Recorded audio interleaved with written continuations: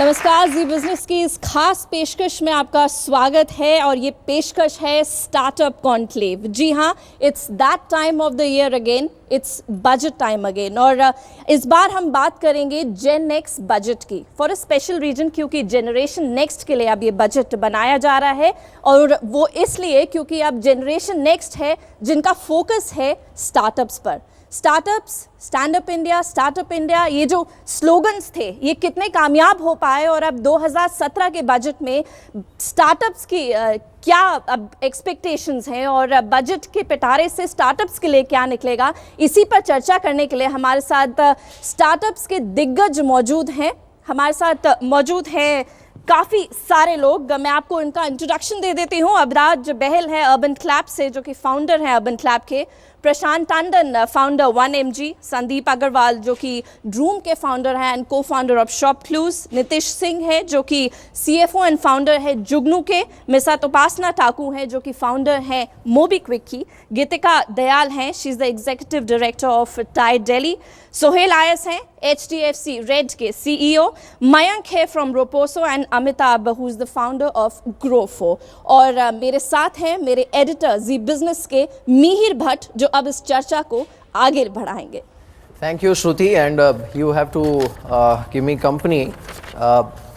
जैसे श्रुति ने कहा, इस साल का जो बजट है, ये बजट कई मायनों में देश की तकदीर और तस्वीर बदलने वाला बजट है। And that's why Zee Business पर हमने इस बजट का जो थीम रखा है वो है जेन नेक्स्ट बजट। हम इस समय मौजूद हैं देश के सबसे जाने माने और प्रतिष्ठित मैनेजमेंट इंस्टीट्यूट्स में से एक MDI गुड़गांव के कैंपस में, और यहाँ पर हमारे साथ कई बडिंग एंटरप्रेन्योर्स भी हैं और साथ ही कुछ ऐसी हस्तियाँ हमारे साथ मौजूद हैं, who are the flag bearers of startup system in India. तो शुक्रिया आप सबका सबसे पहले तो इस बातचीत में शामिल होने के लिए। Upasana, I have to start with you because budget के पहले एक ऐसा इवेंट हुआ जिसके चलते maybe I would divide the Indian economy in the pre demonetization and post demonetization era. अब क्योंकि डिमोनेटाइजेशन हो चुका है, it's behind us and we are looking at the budget, आपको क्या लगता है now this budget is going to be a litmus test कि सरकार की ग्रोथ के लिए पॉलिसी क्या होगी डिमोनेटाइजेशन के बाद, जिस डिजिटाइजेशन की बात हो रही है। You know, we are trying to change the whole ecosystem of the way India operates. इसके लिए बजट में क्या क्या हो सकता है, और साथ ही स्टार्टअप्स जिसे लेकर पिछले बजट में बातचीत हुई थी, काफ़ी कुछ अनाउंसमेंट्स हुई भी थी, लेकिन it has not really trickle down in the startup system so far. आपकी की एक्सपेक्टेशन क्या है इस बजट से? Thank you Mihir. First thing, जैसे कि आपने कहा, इंडिया की हिस्ट्री में डीमोनेटाइजेशन, हिस्ट्री, इकोनॉमिक्स, सभी किताबों में ये नवंबर 8 की डेट ज़रूर आने वाली है। और इसके रहते जो मोदी जी ने अंडर लॉट ऑफ ड्यूरेस लोगों को बहुत परेशानी हुई, फिर भी नोटबंदी, डिमोनेटाइजेशन के सपोर्ट में सरकार काम कर रही है। तो हमारी एक्सपेक्टेशन एज मोबीक्विक तो ये क्लियर है कि whether it is startups, whether it is banks, financial institutions और companies in the payment space, we totally expect कि आम आदमी, यूज़र्स के लिए और बिजनेसेस डिजिटल पेमेंट्स के अडॉप्शन की वजह से उनको डेफिनेटली सब्सिडीज़ मिलेंगी, whether it is in terms of income tax और whether it is in terms of other corporate taxes.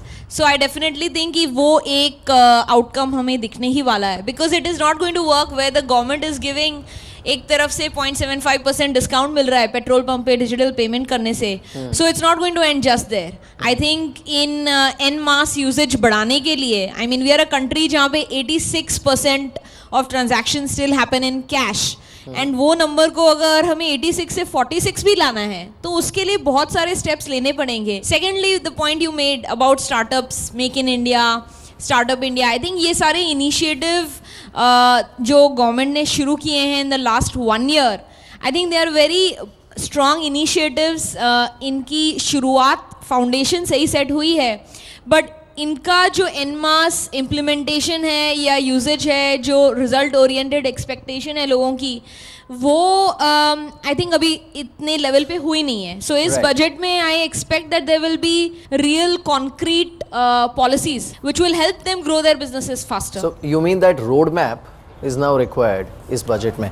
हमारे साथ प्रशांत टंडन जी भी है, उनसे मैं पूछना चाहूँगा जो फंडिंग है एंड यू नो पिछले बजट में भले ही सरकार की तरफ से ये इनिशिएटिव लिया गया था या फिर इसकी शुरुआत की गई थी, लेकिन क्या जितना होना चाहिए था उतना हो पाया था यहाँ पर प्रशांत? गवर्नमेंट की तरफ से जो मूव्स हुई हैं, I think there a signal, it's encouragement as I see it, and when those signals are positive the investors respond. So I think government का जो fund of funds, it's okay in its own regard, but I don't think it has done any active investing so far as I know. But I think what has really already helped is that the signal that has gone out to other investors around the world is that at least there is a positive intent of the country, of the government to move forward. So in general, the environment of or the view of investors towards India has been positive, but a lot more is expected, and we are hoping that with this budget we'll see some more very positive signals there. Right. Also हमारे साथ नीतीश सिंह भी हैं from जुगनू.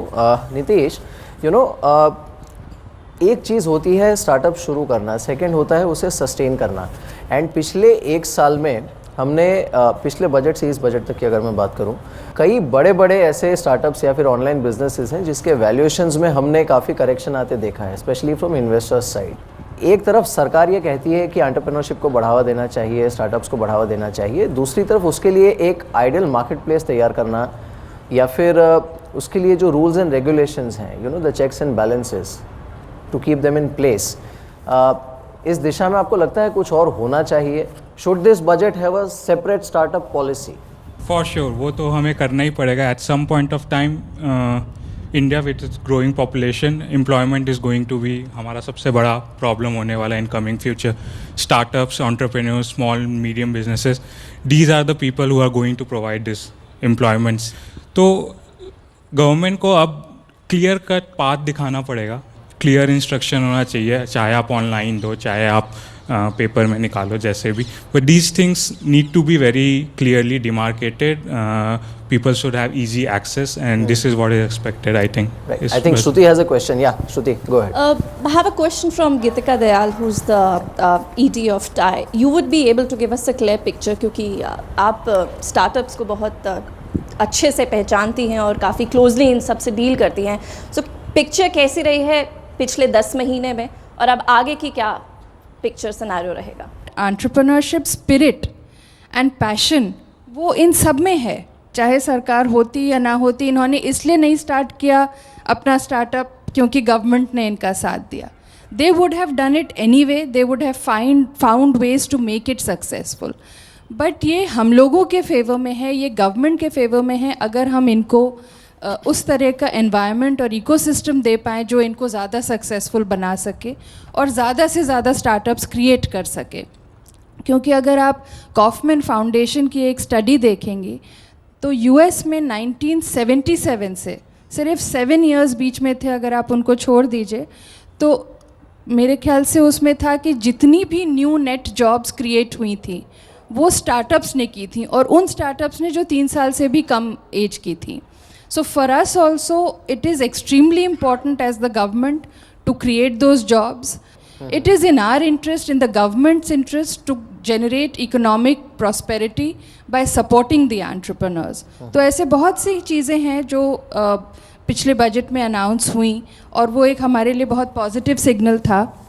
जब हमारे prime minister red fort पे खड़े होकर startups की बात करते हैं तो बहुत कॉन्फिडेंस मिलता है, रिन्यूड एनर्जी मिलती है स्टार्टअप्स को. जब हम लोग ने टाई स्टार्ट किया था 25 साल पहले तो ये प्रॉब्लम होती थी कि पेरेंट्स फील करते थे कि अगर हमारा लड़का स्टार्टअप करेगा तो उसकी शादी नहीं होगी. आई थिंक आज इनमें से किसी को शादी की प्रॉब्लम नहीं होगी, सबकी बड़े आराम से कंफर्टेबल बल्कि फैशनेबल एस्पिरेशनल है to do that. Students should feel very confident that startup is hard work but it's also fashionable. So please don't hesitate. Your future and love life is perfectly intact.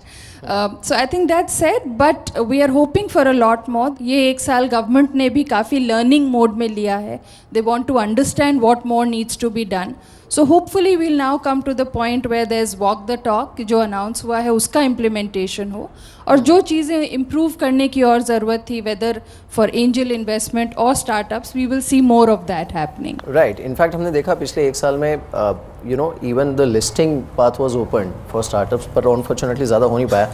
Adhiraj, my question is very simple कि अगर employment generation की बात आती है तो you know इस देश में और यहाँ पे जितने लोग बैठे हैं वो भी आई थिंक इससे ताल्लुकात रखेंगे कि हम एग्रीकल्चर की तरफ देखते हैं, हम सर्विसेज की तरफ देखते हैं, लेकिन स्टार्टअप्स का एक बहुत बड़ा जो जिम्मा है वो ये भी है that they are aggregators of services, और वो इनफैक्ट एक ऑर्गेनाइज्ड सिस्टम क्रिएट कर सकते हैं एम्प्लॉयमेंट के लिए. तो क्या इस पर इस बजट में कुछ एक्सपेक्ट किया जा सकता है? आई थिंक दो एरियाज काफ़ी इंपॉर्टेंट है for the government to look into, both from product as well as services angle. One is when it comes to products, so you have to understand startups ज़रूरी नहीं है कि वो online startups ही हो. एक small and medium business जो एक tier 2 tier 3 city में स्टार्ट होता है वो भी एक तरीके से स्टार्टअप है. और किसी भी फ्लरिशिंग इकोनॉमी के लिए अगर आप यूएस देखें या चाइना देखें तो जीडीपी में उनका जो एसएमबीज़ का कंट्रीब्यूशन है वो बहुत ही लार्ज है कंपेयर टू इंडिया. तो how can the government help those people in starting companies, whether that is in terms of bank loans, which is very difficult to find for a tier 2 tier 3 entrepreneur, or in terms of accelerators, वो मेरे हिसाब से काफ़ी एक बड़ा area of push हो सकता है. I think जहाँ तक services की बात है जो आपने टच किया, recently हमने goods और service tax लागू किया है इस देश में, लेकिन इसके रहते सर्विस कंपनीज के लिए अब कॉस्ट ऑफ डूइंग बिजनेस बहुत ज़्यादा हो गया है. So if you are in different states, जैसे मैं अर्बन क्लैब की बात करूं, आज की तारीख में हर स्टेट में हमें 37 डिफरेंट claims and deposits करने पड़ते हैं with the local state government, and it's hard for a business, slightly established business like Urban Club itself. तो जो स्मॉल सर्विस ऑर्गेनाइजेशंस हैं जो इंटरस्टेट या तो ट्रांसपोर्ट में हो या बाकी एरियाज में, उनके लिए तो बहुत मुश्किल हो जाएगा. तो I think it's good that government is looking to create incentives for doing business, but at the same time the last thing we should be doing is creating roadblocks. Upasna, you had very strong views on the implementation of GST and the timeline. तो क्या आपको ये लगता है कि ये सही समय शायद नहीं है GST को पुश करने का? Definitely, just like my co-panelist here was saying, I think that अभी already demonetization की वजह से इतना stress है लोगों पे, economy पे, businesses पे. तो while GST conceptually, अच्छी policy है, we should go for it. Maybe the government should think about, postponing the implementation maybe by a year or so. And also to second his point, on one side, digital payment companies like mine, we are working like crazy right now in so many tier 3, tier 4 as well as large cities across the states of India. Now, am I going to think about how can I get more and more businesses on a digital platform quickly? मैं कैसे जल्दी product बनाऊँ local languages में, लोग employ करके वहाँ पे काम कराऊँ? और am I going to think about कि मैं पहले हर state की compliance कैसे set up करूँ? So we are startups are actually being pegged against large companies like Reliance Industries. Same bracket है, कुछ अलग नहीं है हमारे लिए, कोई simpler policy या format नहीं है. We have to go through the similar and same compliances. So there is definitely an opportunity to come up with a different framework, I think, for small businesses or startups, whatever we want to call it, where life is easier. So even if we want to be compliant, it should be easier. It should not require us to employ 3 CAs and 2 chartered company secretaries to get things done. Right, but you are one of the few entrepreneurs जो ये बोल रहे हैं openly कि GST का implementation delay होना चाहिए. Otherwise, all the noises that we have heard are actually in that direction. Sir, do you agree with that? The GST, it increases the cost of doing business for a startup. If 97% of the people do not pay sale tax or service tax, and because we happen to be the part of digital economy and the transactions are trackable, scannable and traceable, does not mean you increase the load on us. Correct. So but I would like to say the one thing, when we are talking about policies by government for a startup, I'll be honest with you, that's a bad news. I think the best thing government can do in entrepreneurism is stay away. Stay away, Okay, true. this is a free spirit. From if 1740 during industrial revolution in Europe, if the governments had dictated that you create a L'Oreal and you create Siemens and you create this, I think today Europe would be less than 5% of the global GDP. Right. And it's 30% of global GDP only because the full autonomy was given to the entrepreneurs. You know, by the way, it is not a glamorous job to be an entrepreneur. I think it is the most lonely job on earth. It's a test of one's conviction every day. So don't make it more difficult. So make the capital accessible easily. Don't make policies. No need for chartered accountant and company secretary, right? Educate in MDI and other institution, entrepreneur, and failure, celebrate failure. And please don't judge us, but make us celebratory. Right. Because a pat on the back goes long way. With all this Startup India, Stand-up India and all digitization and everything per se, do you think कि सरकार ने अब जो policies announce करी थी 10 महीने पहले, उससे कुछ लेसन लिया है, कुछ समझा है और आगे उसको सुधारेगी सरकार विद समथिंग न्यू? और डू यू वांट दैट जो पिछली बार अनाउंसमेंट्स हुई थी जो पॉलिसीज़ की, उनकी ही इम्प्लीमेंटेशन में अभी थोड़ी गड़बड़ी रही है, that needs to be improve first rather than something that has to be announced next? So जो भी अनाउंसमेंट्स पिछले हुए थे, not all of them are very practical, the 3 years one. So तब तक startup revenue, mostly startup revenues उतना बनाते ही नहीं है कि उनको कुछ फ़ायदा होगा. If there is anything to help, I think उनके कॉस्ट में कुछ हेल्प कर सकते हैं. So maybe there can be better income tax slabs for startup employees. That is one way. I think एक बहुत बड़ी हेल्प स्टार्टअप्स के लिए हो सकती है if you make angel investment really incentivized, so because that is the top of the funnel. So I think capital gains तो होना ही नहीं चाहिए. इनफैक्ट जिस ईयर में एंजल्स इन्वेस्ट कर रहे हैं उनको उस वक्त कुछ हेल्प करनी चाहिए. Open question to any one of you. Do you think So, why that there's don't some you start? kind of inputs needed in terms of sustainability of a startup, because that's a very main thing? This is Amitabh from GoFro. My own personal sense is that it's a very hard business to be in investing.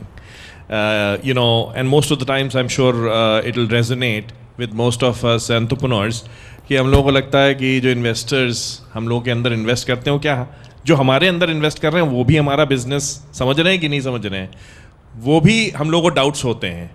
तो सरकार जिसका professional काम investment भी नहीं है, वो ये figure out कर ले कौन से इन्वेस्टमेंट अच्छे हैं, कौन से नहीं हैं, और किस में रिटर्न्स आएंगे और किसको नेक्स्ट स्टेज पे सपोर्ट चाहिए, what is doomed to failure and what has promise, in my opinion is an impossibility. So Sarkar should leave this to professionals.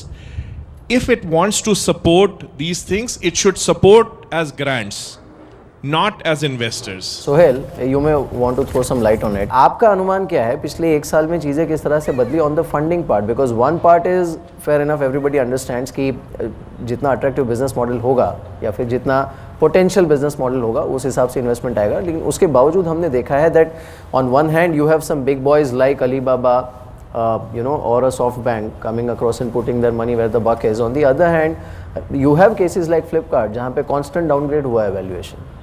I think on funding is the key, because startups typically mean आप experiment कर रहे हो, आप ऐसे area में जा रहे हो जहाँ पे कोई नहीं गया है, and experiments will be risky, they will mean failure, but that's the name of the game.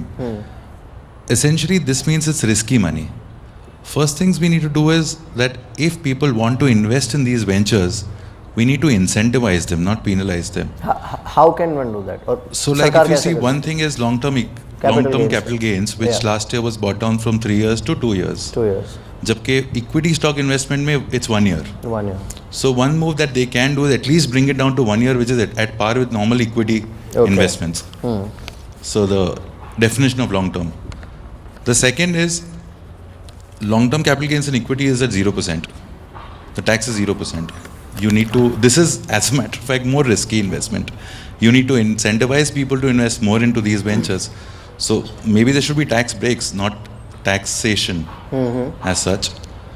Third problem that I saw was that in the last 1 year, there's a handful of people who are funding this entire ecosystem. Right. So it's very sentiment driven and not fundamentally driven. What you need to do is, what we need is a structure where we broad base this funding and are not dependent on a handful of people. Crowdfunding is something which needs to be seriously considered, and we need to bring it into structure, into the mainstream. Startup is not just digital. Yeah. Startup is also manufacturing, services, whichever.